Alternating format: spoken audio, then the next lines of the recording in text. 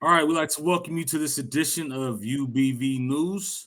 My name is Leon Mount. I'm here with my two cohorts in arms, Mr. Ice, as well as Mr. Matt Clayton. We have a very interesting topic today. We're going to be discussing the SNAP programs and the federal government stepping in regarding restrictions that they are putting on it, which has caused some controversy over the last couple weeks pertaining to some changes that are coming here in the near future. So, gentlemen, we'll start off by just saying, obviously you heard about the restrictions that they're putting on, mainly targeting candy and sodas, more sugary things. What's your whole process on, this whole restriction being put in on the SNAP program? Well, I start off. I want to kind of start off looking at, what the articles have been saying about it, right? So this article, I want to say, I think it might be from ABC News, but SNAP rules explain 6 more states restrict purchase of processed junk food, right? So today, I think it's been about 12 states. So I want to kind of start with what Kennedy said, right? For years, SNAP has funded taxpayer dollars to fund soda and candy products that fuel America's diabetes and chronic disease epidemics. These waivers help put real food back at the center of the program and empower states to lead the charge in protecting public health, right? So the new waivers will restrict the purchase of so-called junk food with SNAP funds in Texas, Oklahoma, Louisiana, Colorado, Florida, and West Virginia starting in 2026. Think about this. On average, according to USDA data, SNAP served 42.1 million people per month in 2023, which accounts for more than 12% of the 12.5% of the population. So my take is it sounds good. Like, hey, we're just trying to limit like processed food. I think they just trying to just test the waters on what they can tell people what to do and what they cannot do with the money. So I think it's just almost like a testing ground to see can we get away with this. Yeah, I mean, but what happened to free speech? What happened to independent thought? And the government is tyranny, and the government is going to try to take over, and the government can't tell us what to do. You hear all these things in the MAGA streets. But when it comes to the policies, you always got to see the devil is always in the details. Look at all those states that you mentioned, Matt. We have Texas, Oklahoma, Louisiana, except Colorado. That's a purple state. But Florida, West Virginia, all of those have what in common? They're all red states. So guess what? This is going to impact if you live in these states. This is really going to impact you because guess what? You're going to go to the grocery store one day and you had a long day at work. It's the weekend. You just want to pick up some chips and you want to grab some food and some beers and just watch the game because it's good old football season. And guess what? You're going to have those restrictions. So my question to you is that do you want these restrictions? And if you don't want these restrictions, then I think it's important to start voting and asking your politicians because your politicians voted for this. Let's just keep that clear. They voted for this, and this is what they're saying to you. They're pretty much saying you don't even know what's good for you. We're going to tell you what's good for you. We're going to tell you what you can eat, but more importantly, we want to take them tax cuts out and we want to give it to the rich. So we got to kind of make it seem like it's a lot of fraud, waste, and abuse. But what it really is code words for we got to rob Peter to pay Paul. We have to steal from these people, and we're going to do it under the guise of cutting fraud, waste, and abuse, and we're going to transpose that to the rich and the ruling class. This is a way to do it because guess what? MAGA, when they hear words like fraud, waste, and abuse, they think that it's the Democrats doing it. But if you look at the states that's being targeted, it's really a bunch of red states. I rest my case. Well, I agree with you pertaining to, the whole situation where it is class warfare. Don't get me wrong, where, the focus is on the rich getting rich and the poor staying, stagnant. For this particular topic, though, I'm going to have to disagree. Robert F. Kennedy has been pushing for healthier diets, for years prior to him even getting into office with Trump. The things that they're targeting, particularly sugary candy and sodas, what is stated here is true. It does lead to diabetes. And one of the topics on the Black Agenda 2028 is what about health, our health as a community. We are predisposed to diabetes and high blood pressure. And things as far as candy and sugary sodas ultimately help aid in that. So, me personally, it wasn't as if they stated that they're going to be lowering your amount of food stamps. They just stated that they're going to be limiting what you specifically can purchase, particularly in regards to candy and sugary food, which to me, I think is beneficial because number one, our community is hit the hardest when it comes to these type of things as far as health. But then number two, if we get more healthier, we're going to be in a position to where we're not going to be spending as much on healthcare in the process. So to me, it's a win-win situation, and I'm actually for it. That sounds good, Leon. It sounds good in theory, but in reality, come on, the government telling you what you cannot and can and cannot eat. I mean, that's a little step too far. I mean, maybe you should be having this conversation with your doctor or your nutritionist or even your own family. But for the government to step in and say, you know what, we gonna control what you eat. Now, I get it. What you're saying, it makes total sense to me. It makes a lot of sense to me. You're talking about black families and just people in general who are predisposed to like high blood pressure, diabetes, etc. But do you think this is the most effective way to go about that? I disagree. Well, this is what I would say in the sense of that. And I get what you're saying as far as the government stepping in and telling you what you can do. But what you have to understand is that this money, whether you agree with it or not, it is being provided by the government.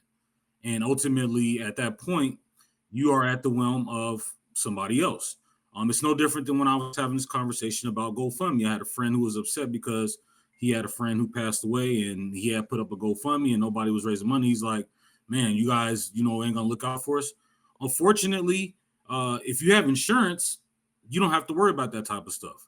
But when you don't have insurance, you're at the realm of a GoFundMe, where you're basically at the realm of somebody else, obviously providing you resources and or finances to do what you want to do. And in that case, unfortunately, you got to go off of what those people are saying. So this is government issue money. Not that I'm big on government stepping in and telling you to make decisions, but when they're issuing the money, unfortunately, they do have control of those decisions. But I'm skeptical. I'm skeptical of the government, and we should be skeptical of the government, 100%. especially Absolutely. this administration. They say one thing and they do another thing. It's the old, hook this way and we're gonna go this way. And I just don't trust it. You have to look a step or two below this and say, okay, what is the purpose here? What are they trying to do here? And Matt said it, I think he hit the nail right on the head. It's about seeing what they can get away with. And they know that again, these a lot of those are in red states.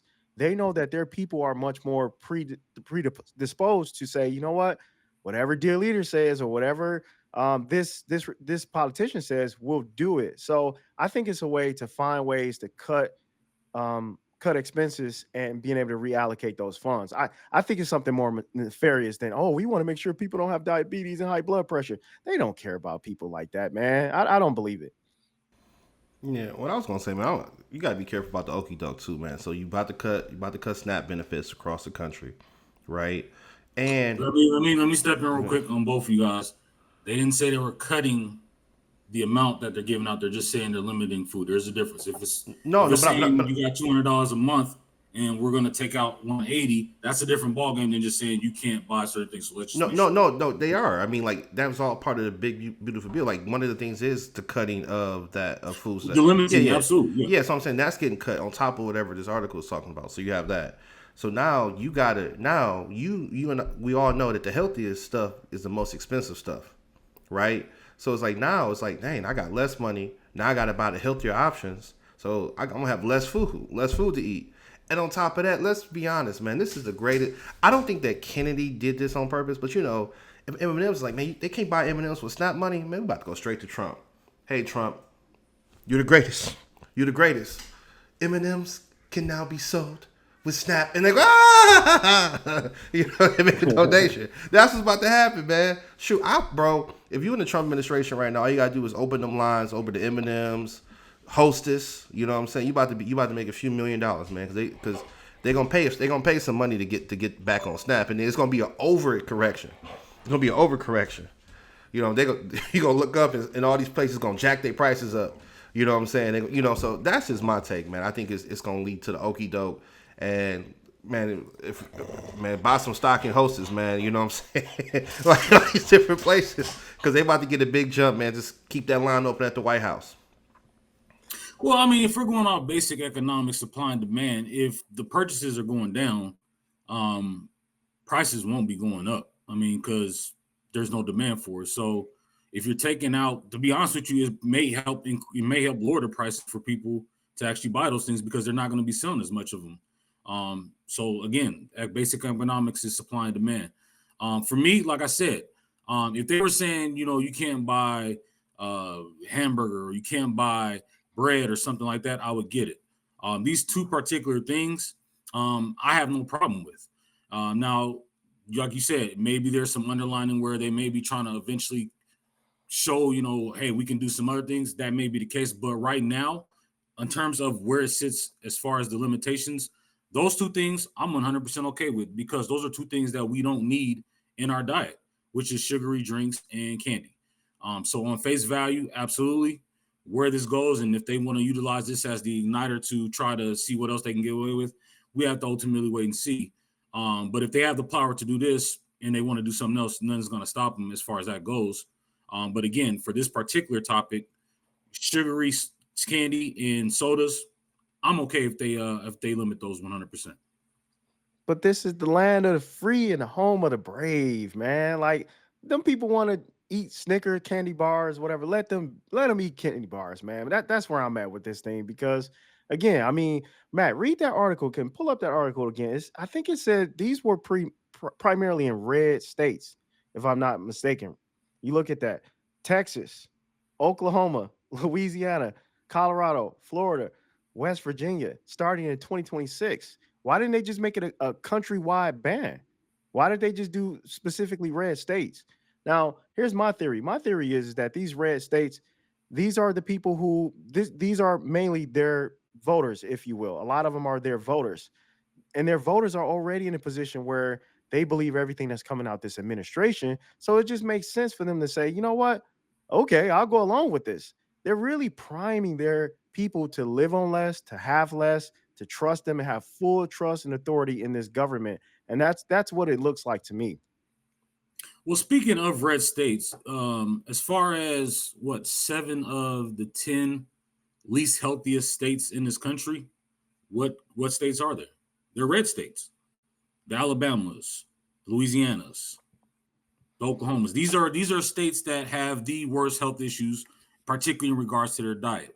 So the fact that you're saying that these red states have adopted that, it doesn't shock me in a sense because ultimately they do have the worst health out of the majority of the country. That's just kind of what it is from that standpoint.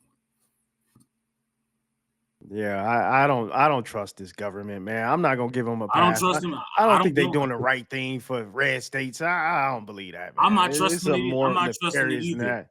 I'm not trusting them either. But like I said, for this particular situation, I'm okay with junk food being removed. Again, it doesn't say you can't go buy a steak. It doesn't say you can't go buy ground beef or prepare or food that you have to prepare. Hell, if you want a cake, it doesn't say you can't go buy a Betty Crocker cake and then put it together. You still can do that. It's just in regards to candy and soda. That's it. Yeah, it sounds like they're trying to get like some type of benefit from the candy industry. That's what it sounds like to me. Maybe it's a shakedown from the candy industry to say, you know what, y'all didn't pay for play, so we're gonna punish you through policy. That's what it may be for me. I'm just skeptical about it, but I hear your point. Well, from my understanding, Mars is one of the largest donators to the Republican. Mars Eminem, who makes, from my understanding. So I don't know Not if it's enough. really, I don't know if that's necessarily the case. But like I said, I don't trust the government either. So don't make this seem as. Hopefully, you guys don't see this as me advocating for this government that they're great. I'm just saying this particular topic, especially dealing with these two situations, which are high in sugar, which is an automatic igniter of diabetes, which we as Black people are pre-exposed to. I'm 100% okay with it. You want to add something, Matt? Shoot, I said everything, man. I'm good, man. Matt just finished eating a Snicker bar. That's you over there eating a Snicker and some Twix. Hey, Matt, are you on Snap? Matt ain't on Snap. He ain't on Snap, so he can make that decision to buy his own Snickers. But, like I said, this is a very controversial topic, and we do want to hear from you. What's your seeing people who are on the SNAP program from being able to buy sugary snacks and sodas? Make sure you guys comment below. We want to hear your feedback, what you think, good or bad. We'd like to thank you for joining us. Please make sure you like, share, and subscribe to our channel as we continue to grow and build toward the 2028 campaign and build the Black Agenda 2028. So make sure you hop on and take our survey as well. And again, we appreciate your time and support. And we are UBV 2028, and we are out.